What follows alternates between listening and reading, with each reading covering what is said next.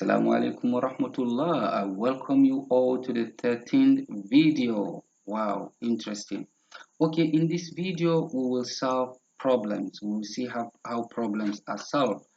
Example 3.2 says, a man of mass 80 kilogram carries a lot of bricks of mass 20 kilogram up a vertical ladder of length 6 meters. What work has he done? Take G as 10 meters per second squared. Okay, the man has done two kinds of work. Number one, he has done work in carrying himself up. That's work number one. Work number two, he has done work in carrying this mass of bricks up. So you have two kinds of work here. Work done in carrying himself and work done in carrying the mass of bricks. So what we will do here, we are going to get the total mass here, 80 plus 20, and this will give us 100 kilogram. And then we know that work is mgh. Okay, so our m is 100 kilogram, our g is here 10, and then h is the length of the ladder, so work done is mgh, and we have 100 times 10 times 6, this will give us 6000 joules, and that is 6 kilojoule. When we divide by 1000, we change it to kilojoule. Okay, here they are trying to tell us that the force of mg, remember, since this is in a force field, gravitational field, the force should be mg, and m is the total mass, g is the acceleration due to gravity. So force times distance, and your distance is the length of the ladder. Okay, fall under gravity. Oh, in the previous video I said whether it is fall or an object is lifted, the work done remains the same, and it is mgh. Okay, here is an example. A stone of mass 10 kilogram falls from a height of 2 meters. The mass is 10 kilogram and the height is 2 meters. Calculate the work done. Okay, this is a work done in a gravitational field, and the work done should be mgh. So m is 10 as given, g we know is also 10, and our height 2 meters. So when we multiply the 3, we have 200 joules. This is the work done, and since it is falling, this work is done by gravity. By gravity. Now here is I like this example. Example 3.4 says, a lot of mass m slides down a smooth plane with an inclination theta from point A to B. The same mass then drop from A to the ground C, a vertical distance h. In which of the two situations is more work done? Okay, what they are saying here is this: you have a mass here, what they call it, okay, they call it a load. You have a load at point A. This load falls directly from A to C vertically, and it is now on the ground. Or it is inclined here, it rolls down this plane and falls at B, again on the ground. So which of the two paths requires more work? This one, AB or AC? Okay, this is an example of what we call conservative force. The force required here is a conservative force, and in a conservative force, work done is the same in all the paths. So whether the path is AC or the path is AB, the work done is the same, and it is mg. That's the general explanation I'm going to give you. So for the let's see what they have. In each case, the force is mg, the force of gravity. Consider the work along AC, meaning this vertical. So AC, we know that the force is mg.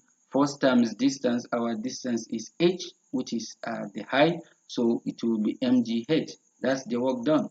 Again, if you consider from A to B, then the work done from A to B will be mg, force times distance, and the distance here is and the distance here is AB sine theta. Okay, how did they get this?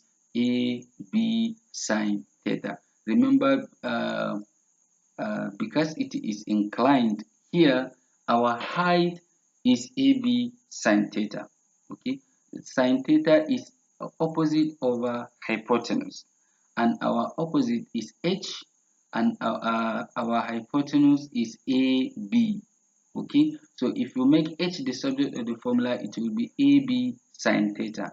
So when you put AB sine theta here, this AB sine theta is identical to your h, so you can put h again. So the work done is again mgh.